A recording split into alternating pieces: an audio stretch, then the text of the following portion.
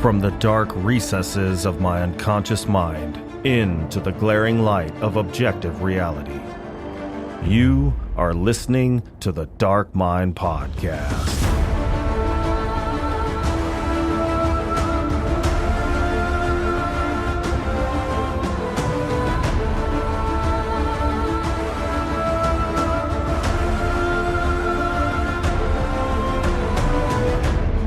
Friends and familiars, thank you for tuning in to another episode where we explore the boundless realm of dark literature and film. On today's show, we have a seeker who has plumbed the depths of spirituality and resurfaced with enlightenment. His philosophy is pragmatic and his spirituality is refined. He's joining me today to talk about his recent book, Daydream Believer, and his upcoming book, Uncertain Places. So without further ado, join me as we delve into the dark insight of Mitch Horowitz.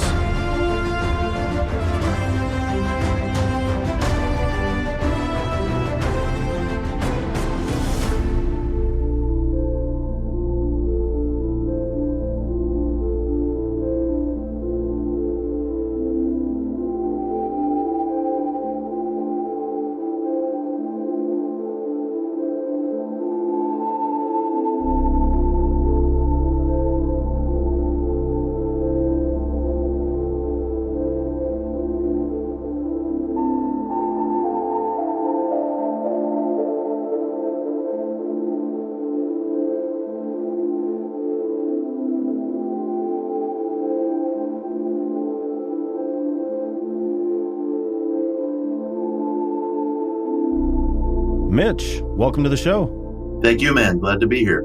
Yeah, thank you for joining me. I enjoyed Daydream Believer immensely, not only because of your tremendous insight into complex esoteric ideas, but also the clarity with which you explain them. So I've really been looking forward to our conversation. Thank you. I appreciate it. This is a very special book for me, and it's meaningful to hear. Absolutely. So I've heard you state in an interview that you would apply the New Age label to yourself, but this book speaks more specifically on New Thought. Can you tell us what the difference is exactly between New Age and New Thought?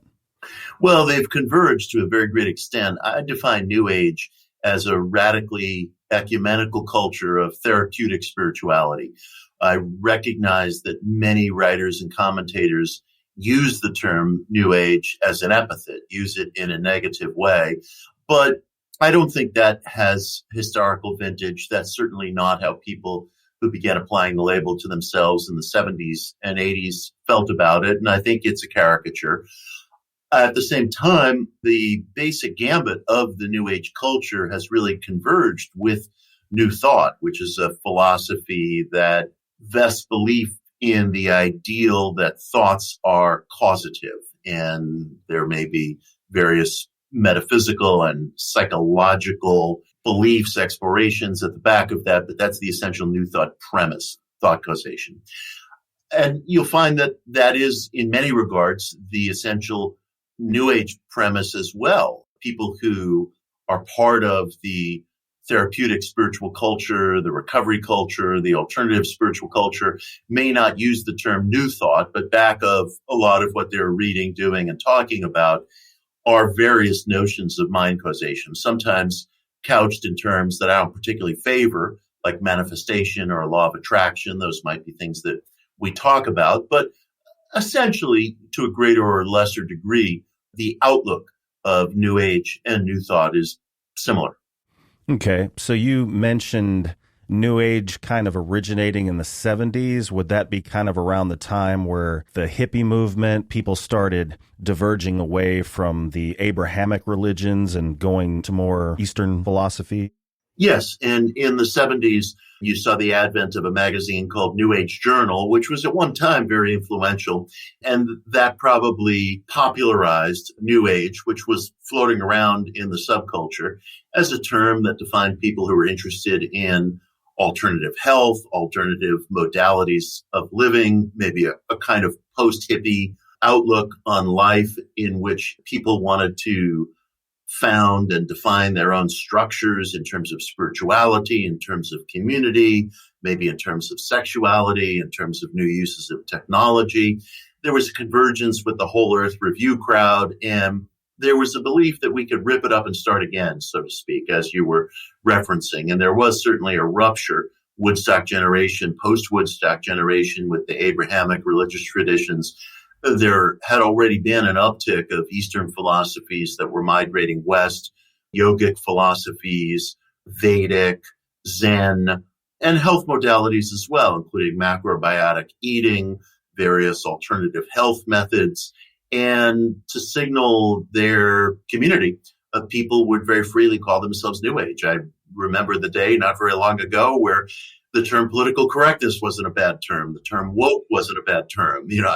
I knew people who would freely define themselves that way, but then the term morphs into something else in the culture. And I try to reclaim some of these terms. So I recognized in my own work that I was a lot more relaxed in a profound sense when I just accepted the term New Age rather than made an argument against it or tried to define myself in distinction to it. Because the fact is, when you're in this business, you're going to get called that no matter what you do. So you can either run from it or embrace it. And I chose the latter. Gotcha. Well, so you say in your book that the true aim of life is self-expression. Is that a facet of Nietzsche's will to power, or is that something totally different?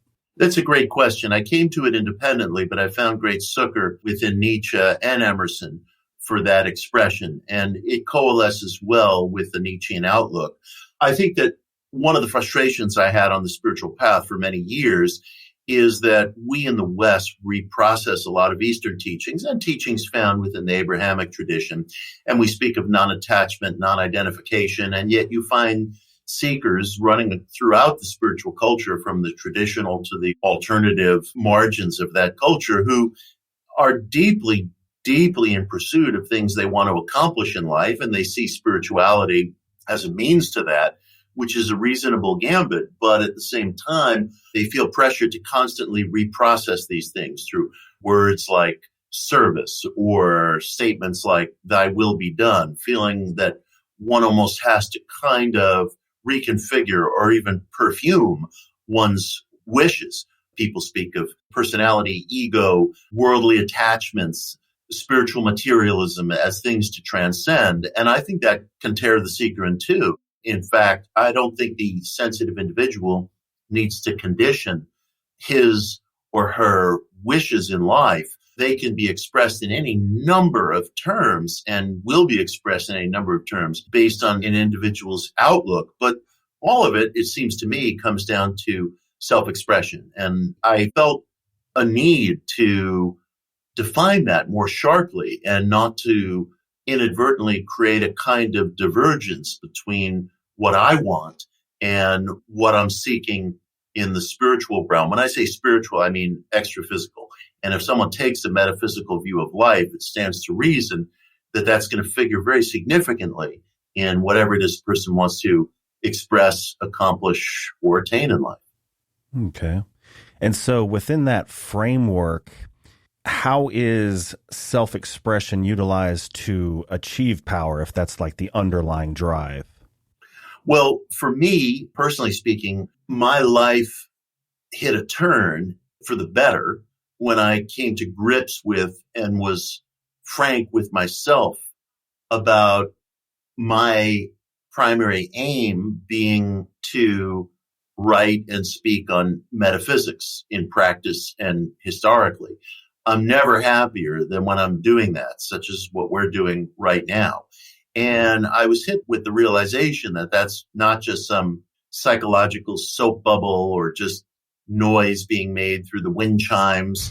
That's an actual foundational wish in my life. And I think we all have one that we either reprocess or have difficulty, frankly, acknowledging. And so for me, that became not a byproduct of my search, but a core part of my search. And again, it's going to be different for different people.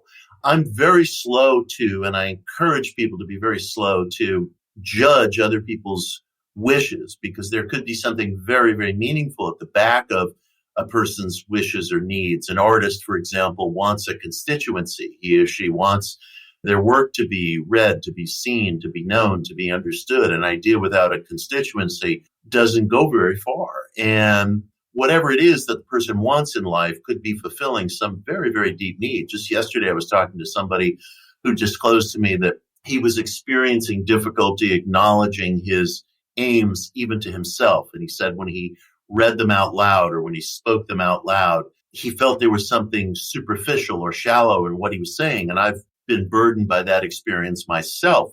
And yet the sensitive individual has needs at the back of his or her wishes that may go unexpressed, even very privately. And I encourage people to trust what their wishes are because they're going to reassert themselves regardless of what we do.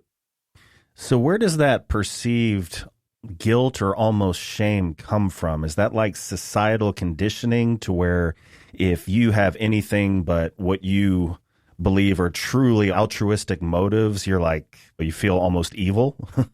Well, all religions, whatever universal truths they may possess, are the product of human hands. There's no exception to that. And so if you look at the religious experience in the East, for example, going back to antiquity, a man or woman had no more possibility of dying in a social caste other than that to which he or she had been born than they did walking the surface of another planet. That was just an absolute fact of life. And the condition in the Mediterranean basin and the Near East wasn't much different, giving rise to the advent of Christianity, Judaism, Islam. And when you're dealing with an ancient society, and this, I say ancient, but this continued for centuries and centuries into modernity, and to some extent still does, depending on where you live in the world or what your circumstances are, you're dealing with a social situation where the strata into which you're born is almost cemented. And religion responded to that by trying to give the individual a different valuation on life, by trying to posit the presence of a greater world, an unseen world, an extra physical existence in which one's value wasn't measured by a bloodline or commerce or other things that particularly ancient men and women were fit into in a niche that was forever unchanging.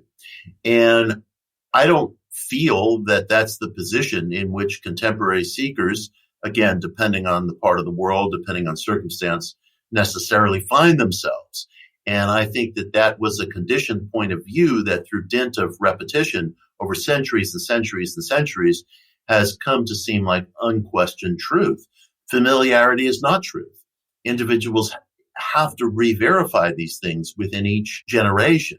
And to say that, for example, what we don't see is what really matters, that our lives are lives of illusion or temporary attachments or Maya or samsara or whatever term one wants to use. Again, that's been so frequently repeated over the course of so many centuries that it seems as natural as calling water wet. We're all supposed to nod our heads in agreement to that set of principles. But those are decisions that were made before us. Those are decisions that other people made. I'm not saying they're universally wrong, but nor am I willing to concede to their being universally right. If you're on an individual ethical and spiritual search, I think you owe it to yourself to take verification of a principle very, very seriously. And I think I remember you saying that this was a development later in your life, but you say that you're a Satanist and that Satan represents radical individuality. Within a spiritual context, is this the individuation of the self that Jung spoke of, or is that something totally different? And can you kind of expand on it? It may have convergences with what Jung spoke about. What I'm really referencing is the esoteric Satanism of the Romantic movement, where you had writers like William Blake and Percy Bysshe Shelley and Lord Byron, Mary Wollstonecraft Shelley, and others who were viewing the satanic tradition from a reformed perspective, which I do. Okay. And we're making what I consider to be a deeper and esoteric, but also historically defensible reading of that so-called adversarial force that you find written about in human parable and scripture. which is written about at times very ambiguously. And as I was making reference with regard to concepts like non-attachment, through dint of familiarity, we have come to use the term Satan in a very rote way over the course of centuries, so that we assume there's this consensus-based point of view over that force as being somehow evil, and everything kind of aligns with that throughout the course of human history. But that's an interpretation, that's conditional. That's a point of view that took shape in centuries following the biblical era. And I felt that it deserved reconsideration and rereading. So in my latest book, Uncertain Places, and to a degree in Daydream Believer, I make a different reading of Genesis 3, of the encounter between Eve and the serpent in the garden, who I see not as a deceiver, but as an emancipator. Humanity wouldn't be humanity if it was kind of a kept poodle in a paradisical garden. The human psyche needed to go beyond that garden and enter into a realm that was much rougher. And there may be an intimate connection between friction and creativity, just as there's an intimate connection between tragedy and artistic excellence. And the force that I reference as the satanic is what I see as the force of usurpation, rebellion, radical individualism, revolution, maybe on a personal scale. And so it might coalesce with certain aspects that you were referencing in Jung, but I'm trying to look back, best as I'm capable, to the ancient tradition, as well as to the work of the Romantics and the work of later, more recent figures, and make a different esoteric reading of the satanic, which has been very fortifying and very helpful and very enriching to me personally. It's not for everyone, but I, again, feel that if we take seriously the prospect of an independent search, as long as the individual is not doing anything violative to another person, as long as the individual is not closing off to another person the striving for potential that he wants for himself, I feel that we owe it to ourselves not to get hung up on handed down definitions, no matter their vintage. And that's been part of my current search. Do you ever apply the term Satan past the individualist will more to the all-encompassing aspect of self-aware consciousness? Because with regard to Adam and Eve in the garden and the serpent, I think most Eastern religions, the serpent represents wisdom. So it was like, she ate the forbidden fruit of the tree of knowledge. What was it? The knowledge of good and evil? Oh, the tree of knowledge of good and evil. Yeah, so they became self-aware in effect. So is that maybe more like a Luciferian concept? Well, I don't feel there's a necessary distinction between the term Lucifer, a Latin-derived term from Scripture. Well, that probably comes from, in its earliest incarnation, the book of Isaiah, and was probably a reference to the king of Babylon historically. But these were terms as shaitan, the Hebrew root for Satan, the term Lucifer being Latin-derived term for a fallen morning star. These were terms that got reprocessed in post-biblical antiquity and into the early modern era. And some people will draw divisions between those two today. I do not. I don't think that's a philosophical imperative. My friend Duncan Trussell joked to me once off mic that Lucifer is diet Satan, had me kind of rolling on the floor. And, I don't think the distinction is a necessity, but I understand the wish to do that, especially since these vocabulary terms are so hot button. I mean, I'm sure some of your listeners are saying, what? They're talking about Satanism, And people I love have said to me, my God, I agree with everything you're saying, but must you use that language? It's so divisive. It's so hot button. You'll never be able to reform it. And they're probably right. But coming from the Abrahamic tradition myself, I grew up in a traditional Jewish household. I had an Orthodox bar mitzvah. These were terms I was not unaccustomed to hearing in Torah readings in synagogue, whether Shaitan or Azazel, who was a demonic figure to whom the Hebrews sacrificed goats when they were wandering in the desert.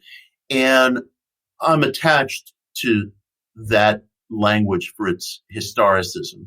I also like to be very, very blunt about what I'm saying, even if I'm bringing a radical reinterpretation to it.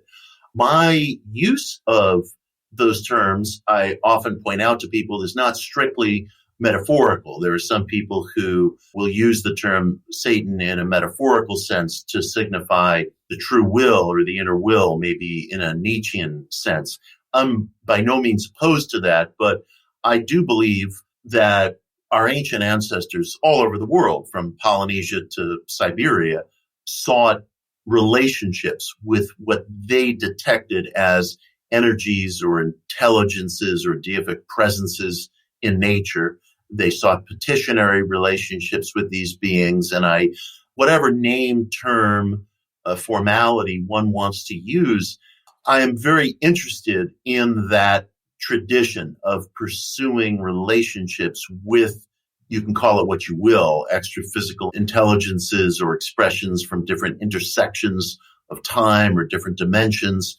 So I use the term in a not quite metaphorical way. Okay.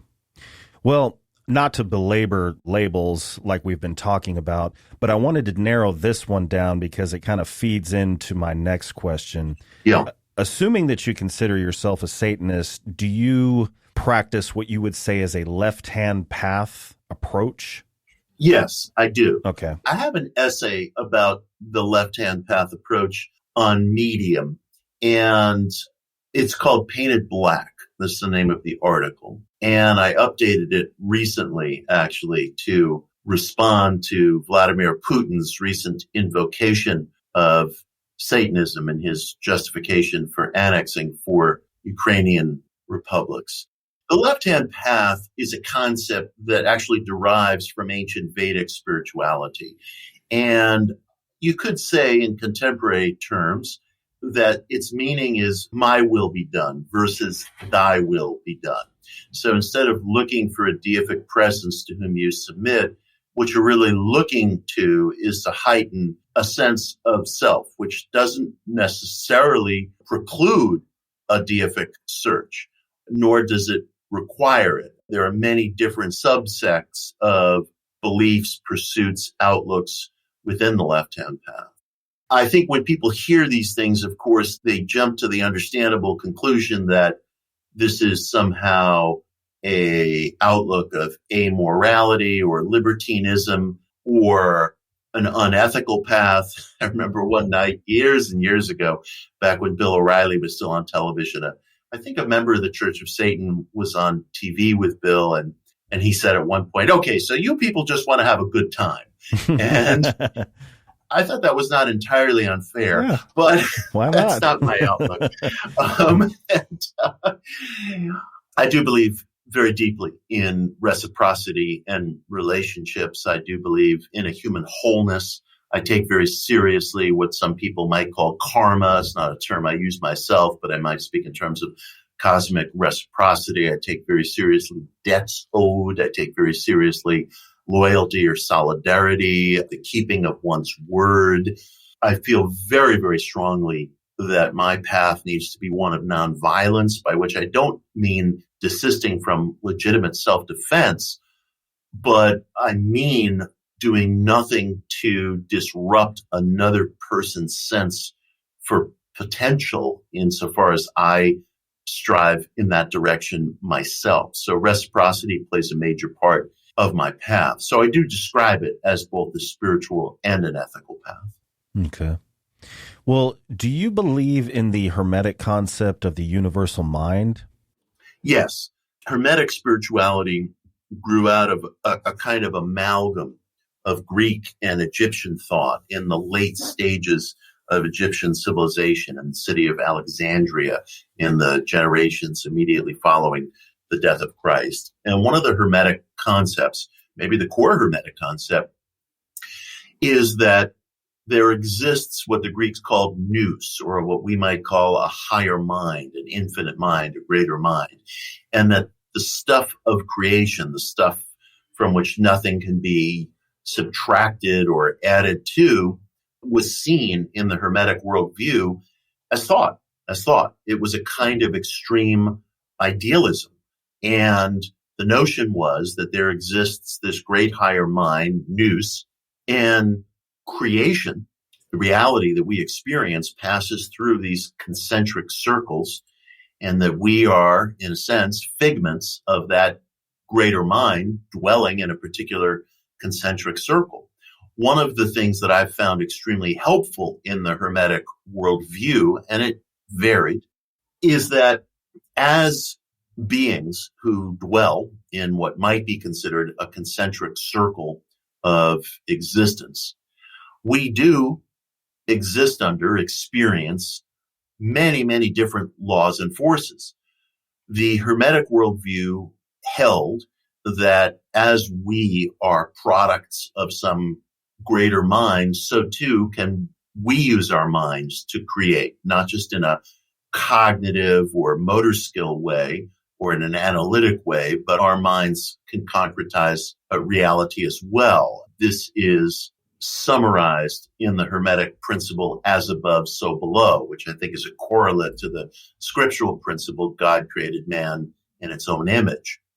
So within the Hermetic worldview, it stands to reason that if one takes seriously the dictum, as above, so below, or God created man in his own image, so can we create. But in a difference with certain positive mind or creative mind philosophies that sprang up in the current world, the Hermetic point of view was deeply cognizant of the limits and the suffering that individuals are bound to experience. We're very, very far away from the center of things, so to speak. And the place where we dwell, we know, obviously, physical decline, death. There's no exception to that. We know mass, kick a rock, and you will feel pain. That's a law, a natural law, as much as any other. So within the Hermetic worldview, the individual has to exist in friction with these other laws and forces. It's the tragedy of human nature in a certain sense. It's probably what the psalmist was referencing when it was written, ye are as gods, but ye shall die as princes. In a sense, that's a very good summation of Hermetic thought, even though it appears in Hebrew scripture and the Psalms. And it's tempting to describe Hermeticism as an ancestor to today's New Thought, because I've described some similarities. But there are very few straight lines. There are very few uninterrupted family trees in history, if any. And so I don't see New Thought as a contemporary expression of Hermeticism. I see it as a modern development, one that maybe has certain parallel insights to Hermeticism, but I look very carefully for parallel insights, because when you find that people who are separated by vast stretches of geography and tradition and language, custom, culture are coming sometimes of their own accord to similar insights, that may be the scent trail of a certain truth. I look very, very carefully for parallel insights. But studying Hermeticism was also very helpful to me. In fact, I couldn't have written Daydream Believer without it, because it helped me to resolve some of the contradictions in New Thought. New Thought has never developed a persuasive theology of suffering. New Thought has never come to terms with catastrophe, tragedy, death in ways that I find compelling and consistent. Hermeticism did, it seems to me. There's a gambit behind both beliefs that an individual may or may not share, or may not find appealing. But for me, Hermeticism resolved some of the contradictions that I was struggling with in New Thought. And with regard to Hermeticism having this concept of us all being tied to this universal mind, you, however, are using the left-hand path approach. So right-hand path is thy will be done and implies immersion.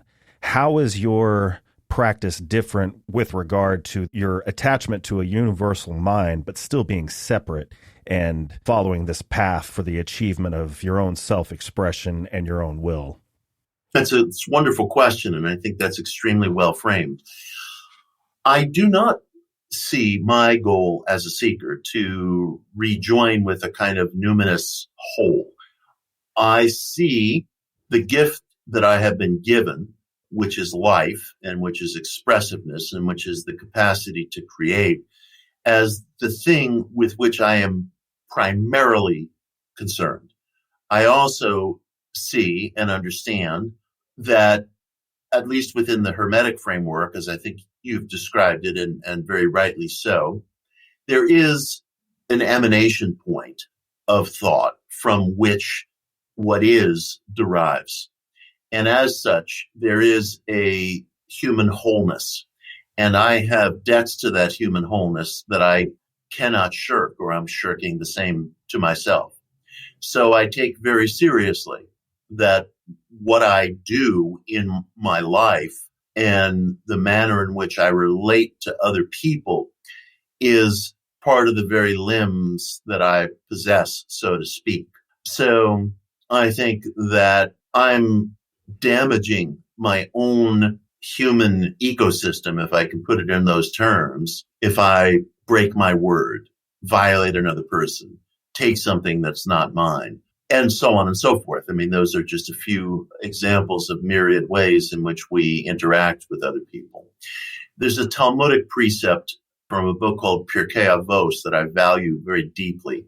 A master is asking several students to identify the traits of an evil man. And some of the students, all the students, have good answers. You know, they might say a bad heart, a bad name. You know, they identify all these different traits. And one student says, the definition of a bad man is he who borrows and does not repay. And the master says, I favor your words because everybody else's words are contained within them. And in pursuing my own outlook on life, I don't feel bound to draw lines of demarcation. Ethical literature, spiritual literature is all the same story of man trying to understand who he is, what he belongs to, and how to function in life. And so you'll find expressions within Hermeticism, within the Hellenic and Persian traditions, within the Vedic traditions, as well as within certain contemporary writings that are poignant efforts to come to truth. And I think it's appropriate to drink from all those wells. Mm-hmm. Well, speaking of Duncan Trussell, on the Duncan Trussell Family Hour, he asked you point blank whether your philosophy is thy will be done or my will be done. And to your credit, without hesitation, you said my will be done. Yes. But it also seems like you do believe that there are certain checks and balances in place. I know you don't like the term karma, but something akin to karmic law that have to be considered when obtaining your will. So do you think there is an objective morality? And if so, do you think these inherent universal checks and balances are where an actual objective morality comes from? That's an interesting question. Let me answer in the affirmative. Yes, I do believe there's an objective morality. I believe that to destroy what you can't create is violating that objective morality. I can't restore something to life that I've destroyed. And once you've wrecked something that you can't co-create, I think you've violated the essential nature of life. To use a pedestrian example, I live in Brooklyn. I have neighbors next door who had an extraordinary tree in their yard, which they cut down to an ember because they wanted more sunlight in the yard so that they could put down sod and then flip the house and sell the house and presumably get another $10,000 for it.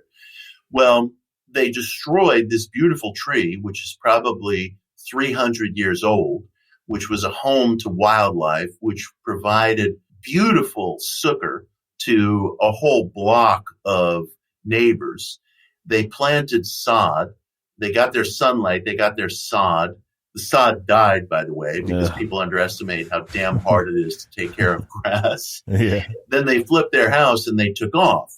Now, again, this is a pretty elementary example, but I'm using it purposefully because this is what we deal with day to day in life. And I'm going to say another word about that in a moment.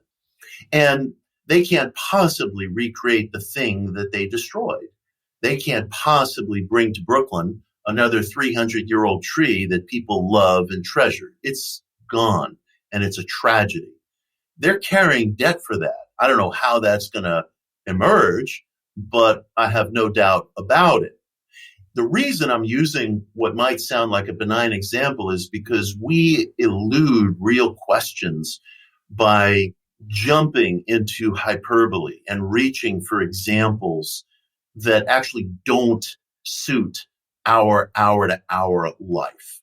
So this is what's jokingly called the Hitler equation or what have you on Twitter. No sooner does somebody start raising a ethical question than someone evokes the Third Reich, or some ultimate form of evil. Well, the truth is most of us, most of the time, are not dealing with ultimate questions of evil. We're dealing with very quotidian questions, but we avoid them because that just hits too close to home.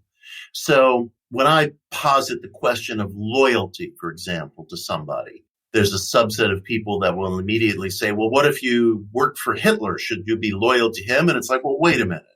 We can have that conversation if you want to have that conversation in 5 minutes.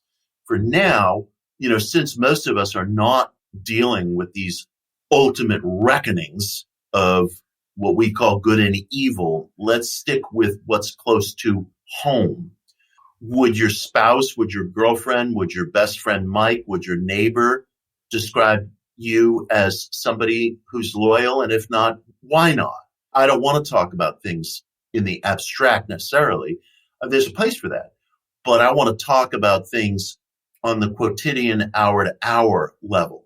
I want to determine whether people who speak in terms of service are viewed that way by the people most immediately close to them, because a lot of people claim that label. I do not.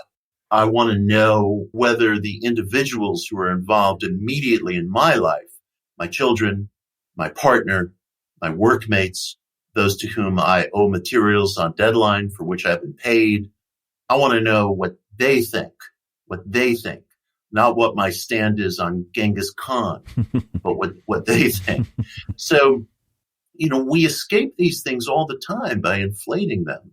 Hence, I'm using a pretty ordinary example. If an impersonal one, because I'm talking about somebody else and not myself. I hurt people all the time and I'm unaware of it, maybe because I think I'm defending myself or, something of that nature. And shame on me if I don't feel remorse over that. So I'm answering your question in the affirmative. I do think there is an objective.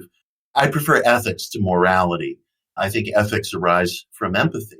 And I think that on the scale of the psyche, for example, the good-evil scale is empathy versus spite on the scale of the psyche. And so I do think there's an objective ethics, and I think it centers on not destroying that which you can't recreate. Okay. Well, you mentioned in the book you believe in the power of prayer. So through the lens of the left-hand path, does that mean you're commanding the forces you're calling out to rather than petitioning them? Or, how exactly do you approach prayer? For me, it's petitioning. Okay. Now, within the New Thought culture, there are divisions about this, and understandably so. The figure from the New Thought world who has been the greatest influence on me, who's probably the greatest influence in my life, is a mystic named Neville Goddard, who's a British Barbadian figure who died in 1972. Neville taught a kind of extreme idealism in which all the reality that you experience, including my words right now, are eminent from your own emotionalized thoughts, your own psyche. So if one follows Neville's teaching to its logical conclusion, he would say that any listener who's hearing this conversation right now is the one creating this. There's no Vince here. There's no Mitch here. There's just you, the listener. We're just figments of your own psyche. And for whatever reason, we're delivering these ideas to you in a way that you opted to receive them. And so that would be Neville's point of view, and he's capable of arguing for it with great elegance. And it's actually a wonderful mystical analog to many things that have gotten popularized in the sciences today, perceptual studies, quantum theory, string theory, and so forth. So one could see a divide in that. Well, if your mind is the ultimate source of creation, then who are you praying to other than self?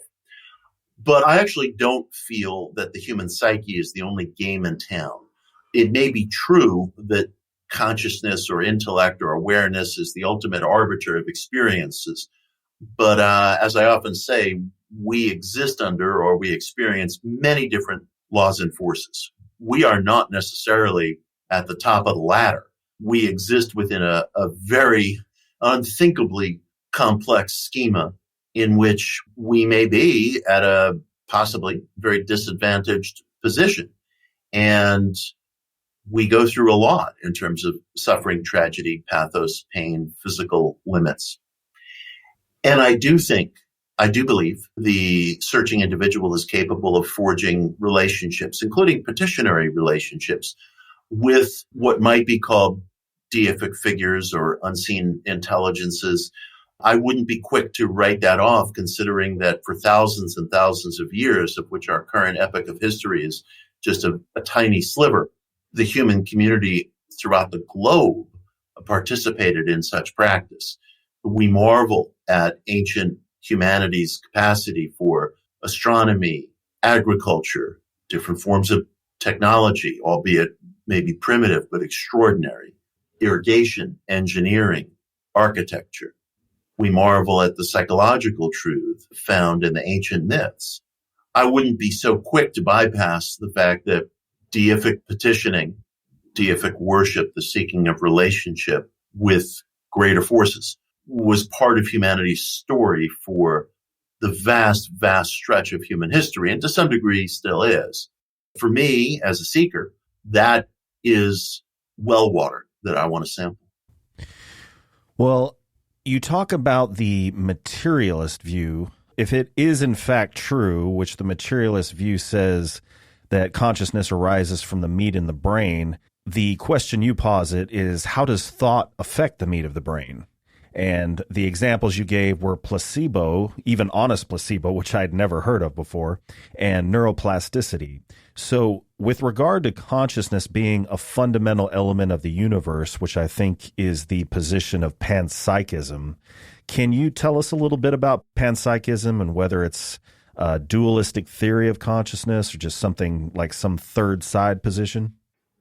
Well, we live in a stage of life right now where it's impossible to take perception off the table in terms of our understanding of reality. I was giving a talk on academic psychical research, ESP research, and I was talking about quantum theory and different intersections of time and the fundamental nature of perception as a tool of selection within quantum physics. And the cognitive scientist Steven Pinker was kind enough to say, well, I could call Horowitz's description physics for poets, but that would be a disservice to poets. Ouch. And yet, would it? William Blake wrote, if man could cleanse the doors of perception, he would see himself as he really is, infinite. And I think that right now, not just in far-flung journals, but in the pages of Scientific American, you'll see articles where quantum theorists, mechanical scientists are going deeper and deeper and deeper into this truly extraordinary, vexing, remarkable question of the degree to which measurement selects, of the incredible persistence and amassing of data that shows relationships between objects, macro and micro, where no precise conveyance of relation can be identified. We have 80 years of academic psychical research, which Wikipedia will tell you is pseudoscience and nonsense, which is completely wrong, which is a kind of a result of hijacked crowdsourcing. I wrote an article recently at Boing Boing called The Enduring Legacy of J.B. Rhine. I wrote an article recently, same place, asking, is precognition real? I explore these questions in depth in Daydream Believer. The statistical evidence that we have for some extra physical capacity of thought, or what is sometimes called ESP, is as good and bulletproof and replicable as any that we have. And we can either run away from that, we can deny it, or we can come to terms with the adjoining questions and the vistas that it opens up. Materialism as a philosophy, which, as you were alluding, basically holds that matter creates itself, is no longer functional outside of media expression as a defining philosophy of life in the 21st century. Perception has got to be brought to the table. It's absolutely inescapable, which doesn't mean materialism is going to fade away gently. It's overwhelmingly persuasive in terms of the outer Newtonian mechanical world that we experience. There's one Schrodinger's cat, not an infinite number. And yet the logic imperative in 90 some odd years of quantum mechanics data is that infinite outcomes are possible because, at least on the particle scale, and I would add not only on the particle scale nowadays, but in terms of the classical experiments, at least on the particle scale, an object can be and is in an infinite number of positions at once until a measurement is taken. So to say that measurement selects, it's not a cute colloquialism. It's what we're dealing with. And we have a media apparatus, I'm speaking more in terms of personalities, cultural things, in which materialism is going to remain dominant for a long, long time. But in terms of actual serious discussions that get down into the guts of life and serious research, it simply no longer covers the basis. Well, I'm glad you brought up quantum physics because I have made valiant attempts to read Something Deeply Hidden by Sean Carroll and Hidden Universe, Brian Greene.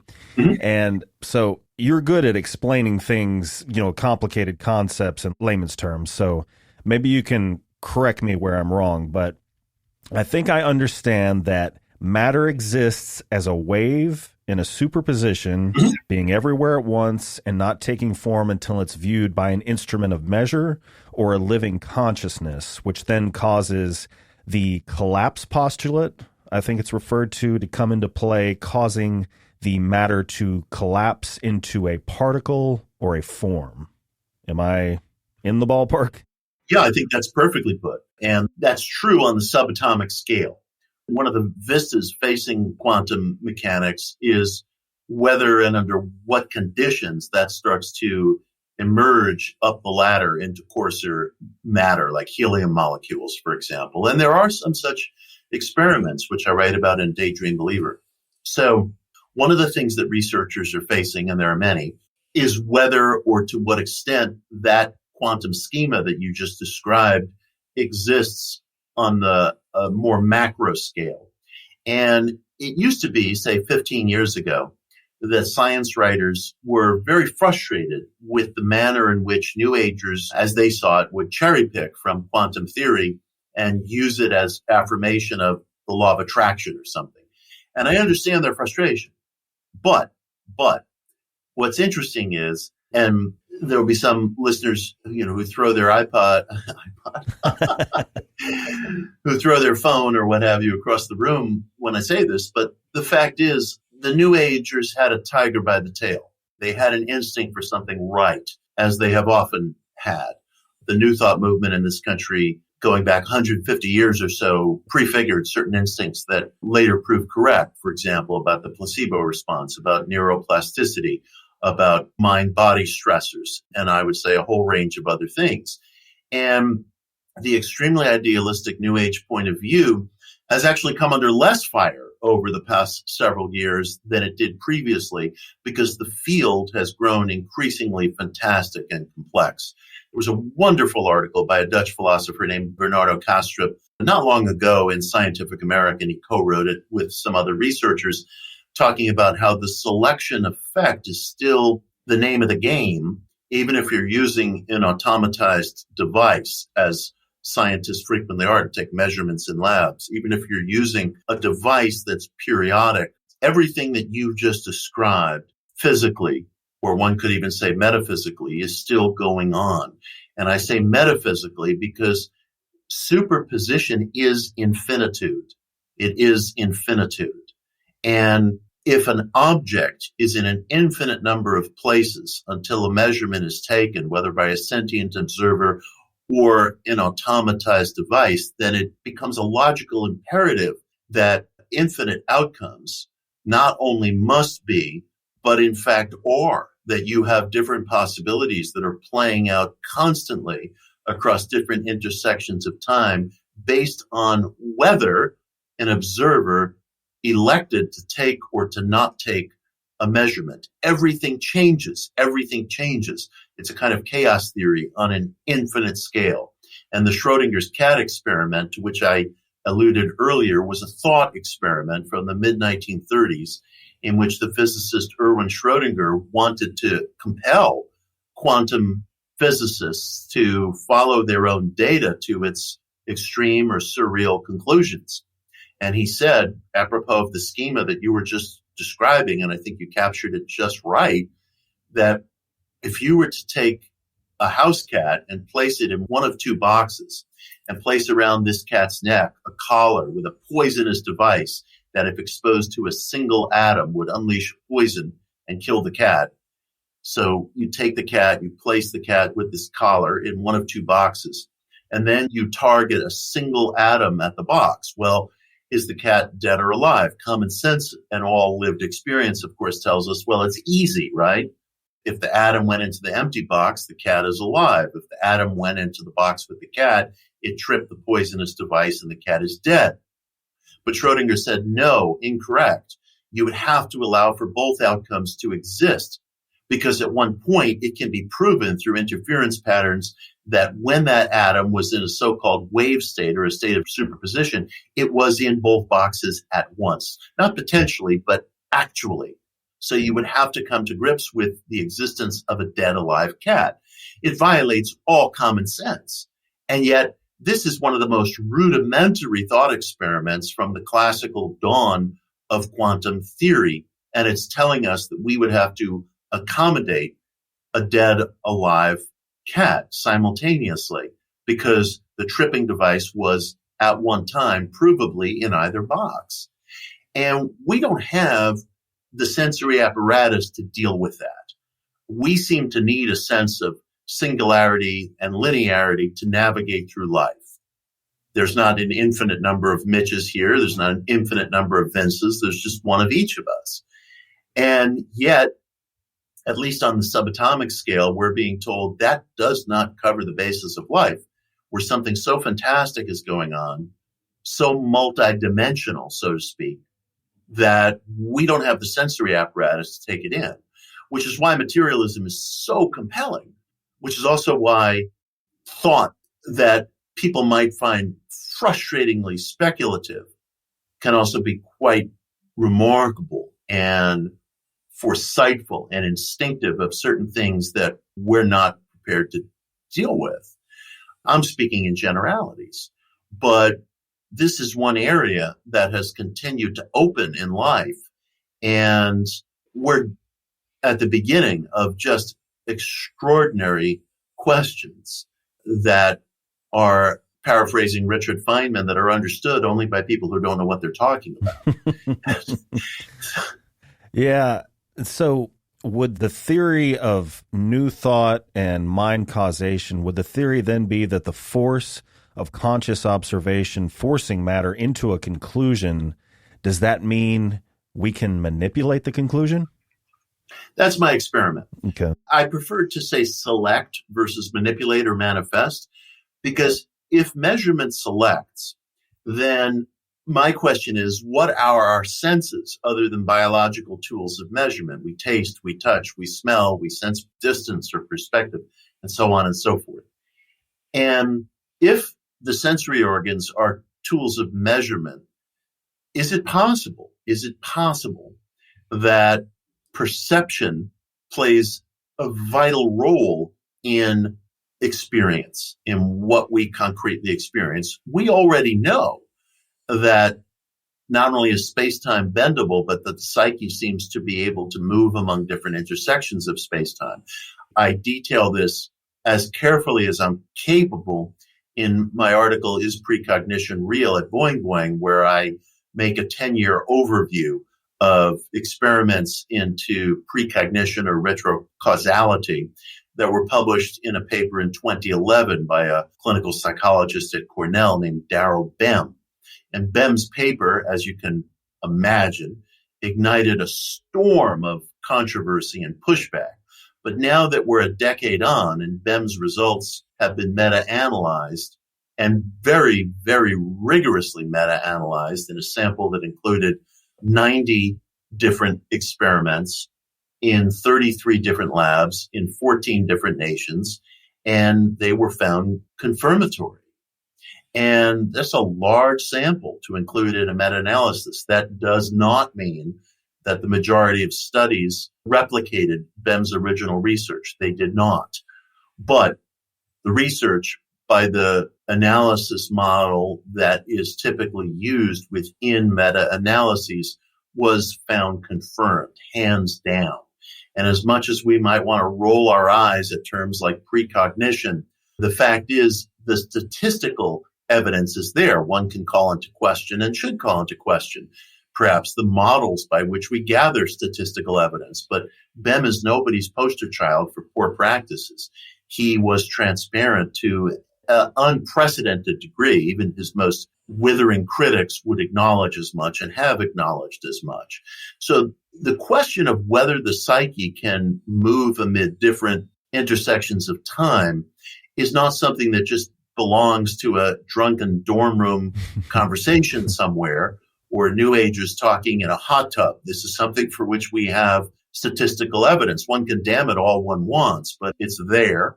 I include all the sources and reference material, including the disputing theses in my article. The intrepid reader can check it out him or herself.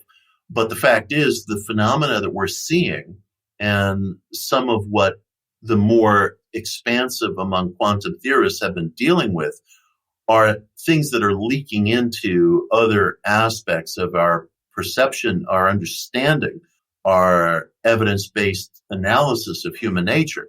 And it's getting weird. Quantum theory and concepts, if you were to read them on paper and not have any context of who they were coming from or what it was, you would think they were the ramblings of a high person. Of course you would, yeah. And of course, all the founders of quantum mechanics, including Max Planck and others, were all really idealists. They believed very deeply that perception was a tool of selection. Perception interplayed with what would physically be present and measurable. The whole basis, in a certain sense, of world-class science as we know it in the 21st century was idealistic versus materialistic philosophically in nature. And we can plug a lot of leaks, but ultimately that tide is going to rise and flood our basements. Yeah.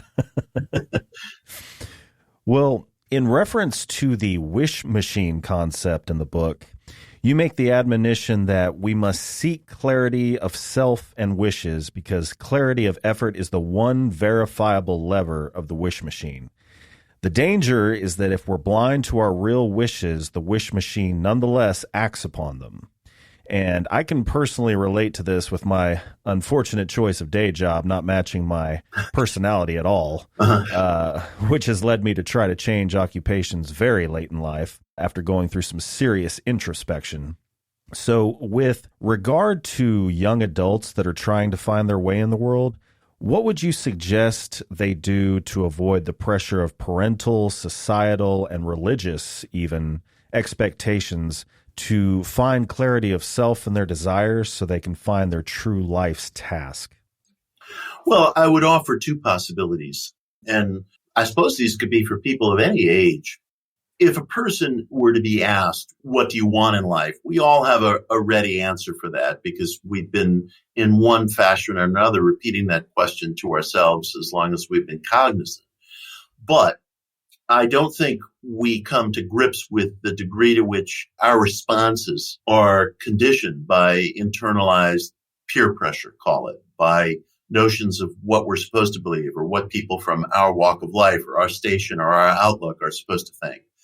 And I encourage people of any age, any social situation, to really ask themselves in a deeply, deeply private and disinhibited way what they want and to be accepting of the answer because we cordon off what we want based to a degree on some of the things we were talking about earlier, that somebody will have a thought about something and and it seems immediately selfish, and they feel they have to reprocess it in some way. And there's time for that.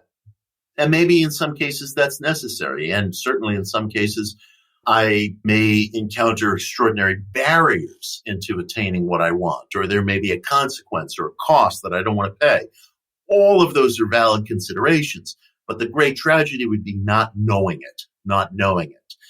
And the surest way to not know it is to take for granted that I already do. And I think that it behooves people to sit down and really ask themselves with exquisite privacy and disinhibition and privately, what they want. And if they do that, stripped of conditioning, rhetorical questioning, recitations of things that are greatly familiar to us that we take as intrinsic truths because of their overwhelming familiarity, they will almost certainly be surprised. They might then find themselves standing before a very tough precipice, but at least know what it is that you really truly want without submitting it for anybody else's approbation. And I say that very broadly defined. And then I guess the question becomes one of, what do you do? What do you do when you know that thing? I'm reminded of a talk that the spiritual philosopher Jiddu Krishnamurti conducted with a group of Indian students. These were teenagers, I think in about the year 1966. And there was a young man in the audience who said to him, look, I want to be an engineer, but my dad wants me to grow up and enter his business. And if I go off and if I study to become an engineer, he'll disown me. I'll be put out on the streets. What should I do? And Krishnamurti said to him, sir, listen to me. Life is very, very strange.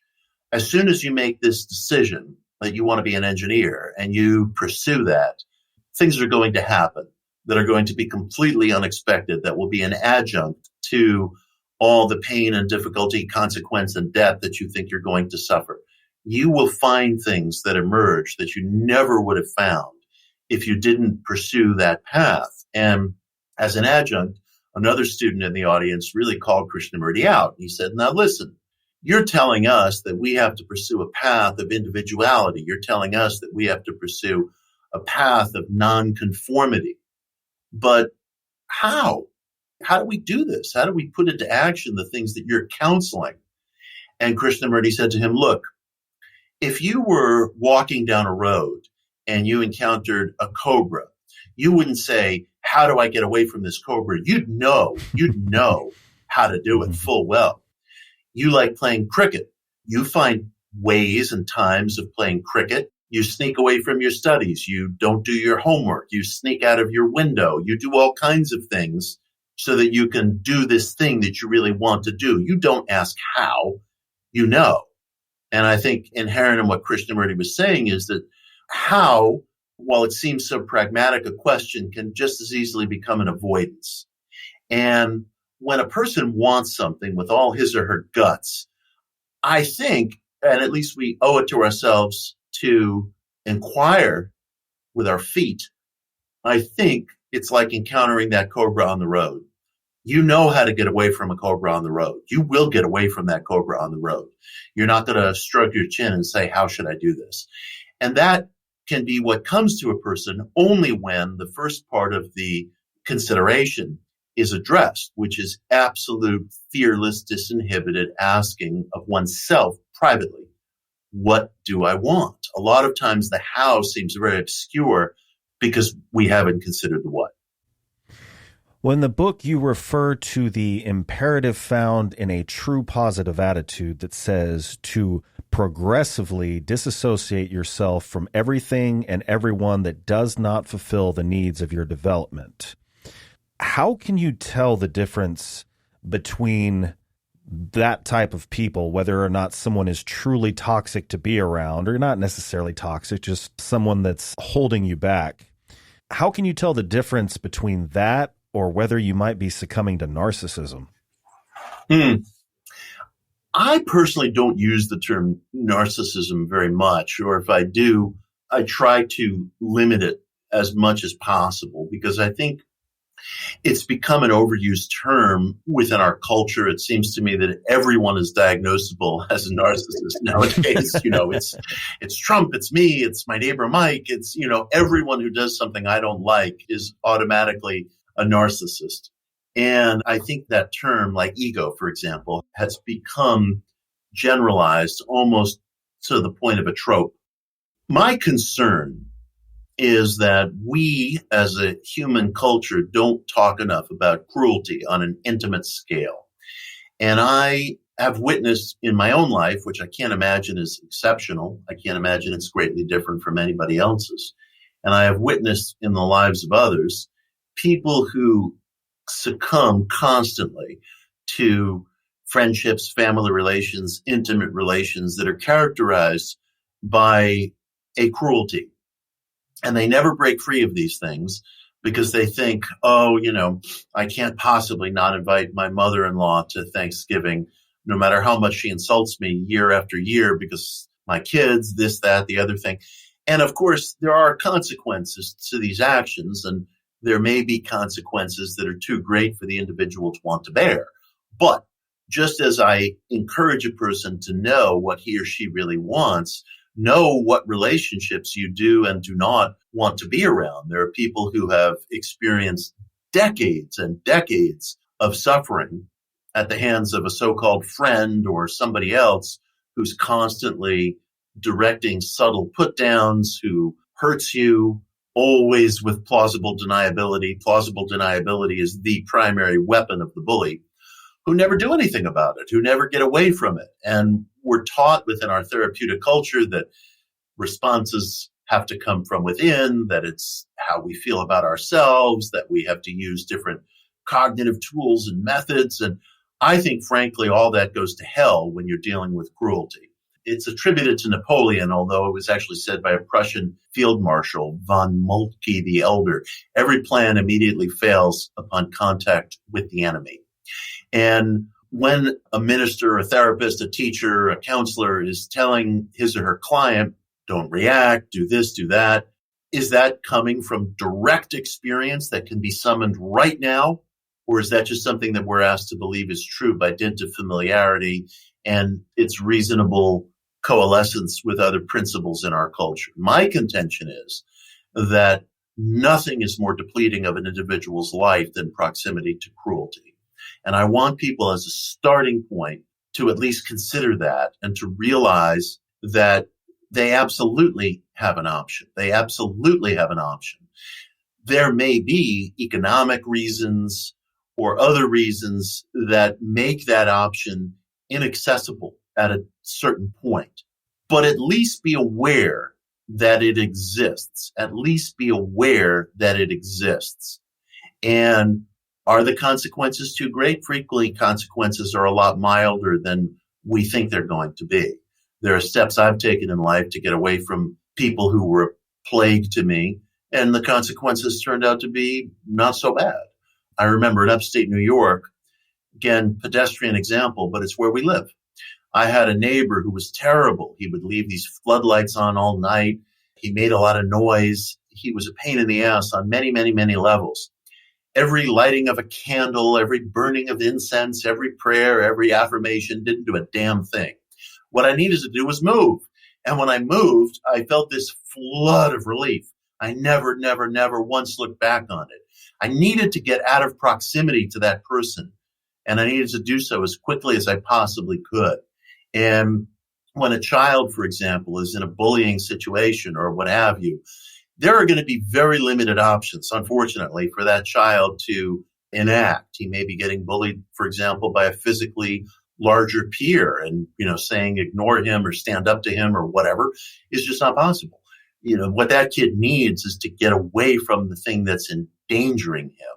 And I take all this very, very seriously because I think it's areas that we've been conditioned to neglect. There aren't always therapeutic, psychological, or spiritual solutions on the terms that they are often fed to us.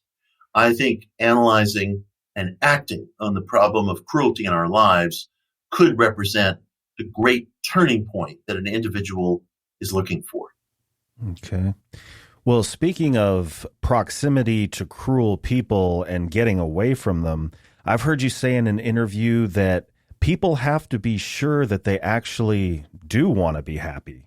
Like, have you had any experience with someone that finds comfort in and enjoys self-pity? Well, I think that a lot of the things that we say we want to be rid of, we secretly find exciting. I think we get a lot of thrill out of conflict. I think we get a lot of thrill out of violence. If we didn't, we'd get away from these things much more quickly, I surmise. There's a perverse thrill that comes from rerunning grudges and arguments in our heads. That rush of release and excitement that we experience when we're describing how awful somebody was to us or what have you, conceals within it a kind of perverse thrill, like what we get when we're riding a roller coaster or watching a horror movie or something of that nature. We're fed by conflict and friction to some extent. And the things that we claim to want to be rid of are sometimes sources of considerable excitement. And we owe it to ourselves to at least examine that.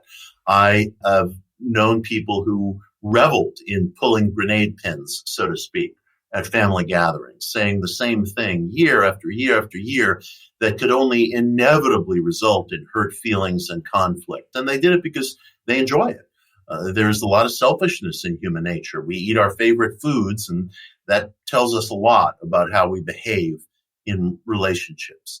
And I think we really owe it to ourselves to consider whether the thing that we want to disclaim is the very thing that we're hanging on to, or the very thing that we're self-creating. Within the Oedipus drama, for example, Oedipus receives a prophecy that he's going to wed his mother and kill his father. And he's so frightened by this, so unsettled by this, that in his act of overcompensation, he winds up bringing to bear the very prophecy that he was terrified of. We do that all the time. Just watch somebody who is afraid that a certain esteemed peer is not paying sufficient attention to them. What do?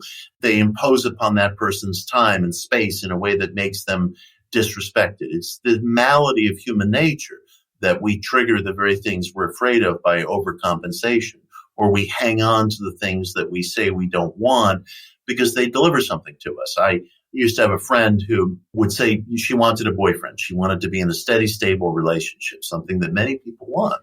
And she would go out with guy after guy after guy who she would then on Sunday mornings at brunches tell stories about and say, oh, this is the crazy thing he did. This is the crazy thing he did. And everybody would roll their eyes and say, oh my God, And I started asking myself, if this person really wants a steady mate, there's got to be some signifier that you're going out with one of 20, 30, 40 weirdos who you profess to be unsatisfying. So do you really want to mate? Do you really want to mate? I know that's what you're telling yourself.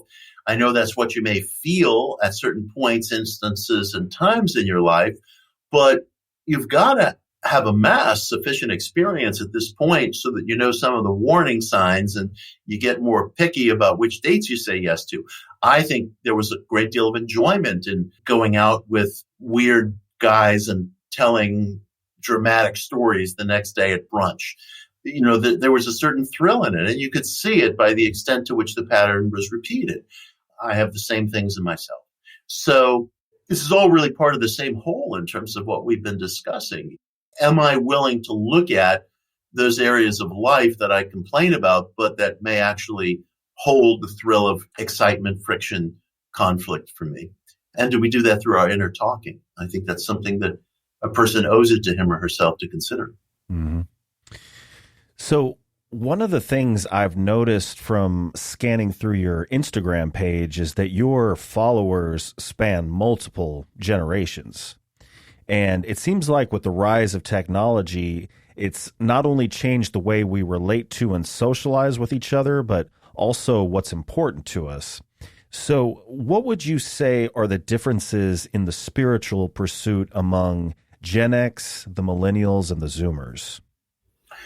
Well, I do think that social media has worked in effect on people. It hasn't changed human nature, but it's disinhibited human nature.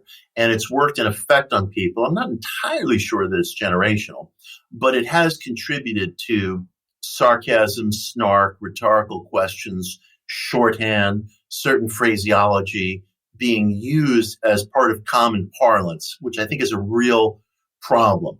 Sarcasm can be very funny, and it can be a great relief in trying to frame a problem or a frustration in one's life. But when it becomes the lingua franca, when it becomes the vocabulary of everyday life, we start to dehumanize one another.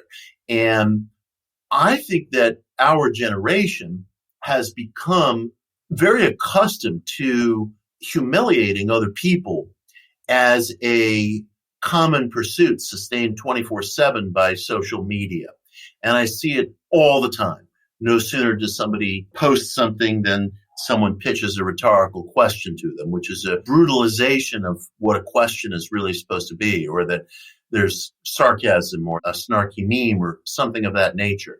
And I don't know that that problem has afflicted younger people more significantly than it has older people, but I want no part of it. And I feel very strongly that the individual debases him or herself in ways that are unseen but absolutely felt by participating in gossip, sarcasm, rhetorical questioning, humiliation of other people as a near constant online. And it happens all the time. It doesn't mean desisting from calling out injustice. It doesn't mean desisting from caring and being concerned about abuses. But when our language online is this constant eye-rolling, sarcastic, wise-ass language, I think the individual is deceiving him or herself by thinking that that doesn't debase one's capacity to stand taller. I think that there's a price to be paid for that. And if a person is dissatisfied with his or her life, spend 1 hour desisting from trash talk and see if you don't stand taller in some palpably felt way. It's tremendously debasing. And we feel a shame over it, which we deny by throwing ourselves back into the mix. It's like having a hangover and taking another drink. Yeah, it works temporarily, but only temporarily. And then we have to keep doing it. That's a situation that we've gotten into with social media. Again, human nature hasn't changed, but this side of ourselves has grown disinhibited. People are infinitely more likely to be rude over social media than they are over email, more likely to be rude over email than they are over the telephone, more likely to be rude over the telephone than they are face to face. We have this illusion of distance. We have this illusion of privacy. And it's totally illusory because what's happening is the same thing. If you throw a rock at another person, they're going to be wounded, period. And you're going to have to pay a price for that. And if you're doing that constantly, the price may be all the greater and all the more unseen because we all think of ourselves as good people, one of the great deceptions of human nature. We are what we do. And if we as a human community, as individuals, don't get in front of this, we're not going to make it. We're simply not going to make it. So again, I don't know if there's a difference between younger and older folk online in terms of how they've been affected by this, but obviously a whole generation has now been raised with it. Well, if there is one main concept or ideal that you want your readers to take away from Daydream Believer, what would that be? Experiment. If you're searching, whatever your point of view, whatever your background, whatever your religious assumptions, whatever your therapeutic assumptions, you owe it to yourself, just in private, on your own terms, without joining anything, without paying anybody, without putting a label on yourself, to pursue some of these questions that you've raised and that we've been exploring. I want people to be really free to experiment. It's the one area of life, the psyche, which I see as a compact of thought and emotion, is the one area of life where we have total freedom, total privacy, exquisite liberty. It doesn't mean you're going to act on everything that you think of. You have relationships, you have debts, you have obligations in the world. All of that is very real. But what a tragedy to not experiment and consider ways of living, ways of being that might open you to unconsidered paths. That would be the one takeaway. Awesome. Well, Mitch, it has been fascinating talking with you. Likewise, I loved your questions. They're tough questions because they're informed questions, and I really appreciate that. Thank you for that. Well, as we bring the show to a close, is there anything you'd like to plug or let your readers know about? Well, the book we've been discussing primarily is Daydream Believer, and that's out right now. I've got a new book coming out in early November called Uncertain Places, where I consider everything from UFOs to psychical research to the satanic and much, much more. And I'm excited about that book. Awesome. Well, listeners at home, all links will be in the description. And Mitch, thank you again for joining me. Pleasure. Thank you. And thank you to everyone that tuned in. If you liked today's episode, please be sure to subscribe on your favorite podcast platform. Stay healthy, stay sane, and as always, thank you for listening. See you next time. You go as a dream through the faded eve. Some faint memory on a silver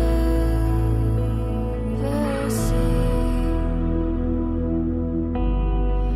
All I have I bring to you. Now I know I have to pull you into the water till we come out clean.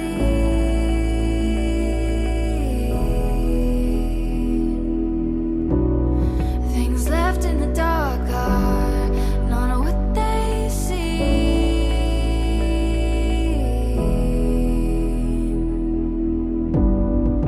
Hush, now the dawn may be listening.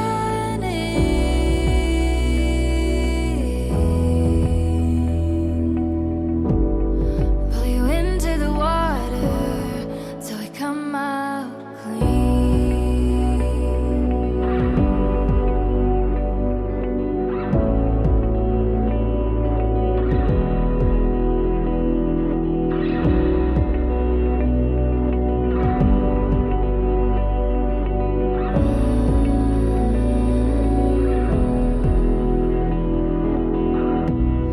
No, we cannot speak about some things hidden underneath the roots run deep. All I have I gave to you.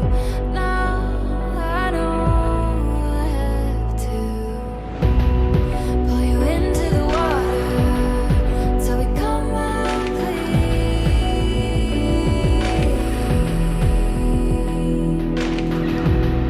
Things left in the dark are not what they seem.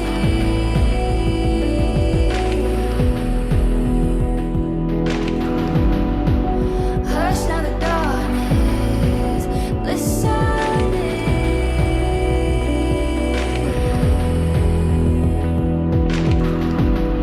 Pull you into the water till we come out clean. You go as a dream, as a dream, as a dream.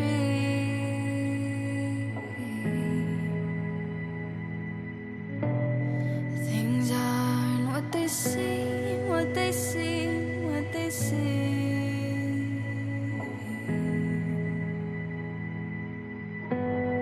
No, we cannot speak about some things.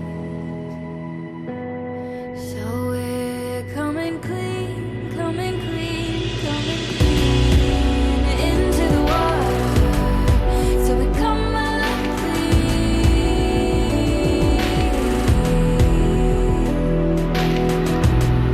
Things left in the dark are not what they seem.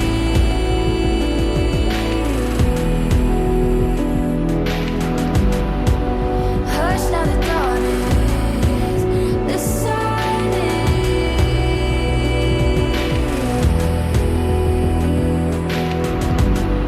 Pull you into the water till we come out clean.